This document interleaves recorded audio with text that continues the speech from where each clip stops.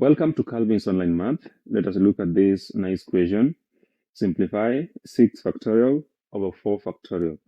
So factorial of a number just means the product of all the positive integers up to and including the number.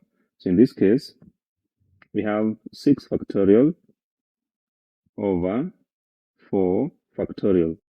So this just means we look for the product of all the positive integers up to and including 6. That will be 6 times 5 times 4 times 3 times 2 times 1.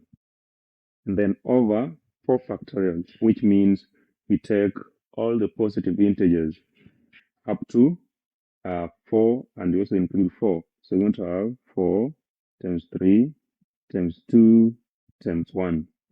So you can simplify this by cancelling the like numbers. That will just be, we take 4 times 3 times 2 times 1 and 4 times 3 times 2 times 1.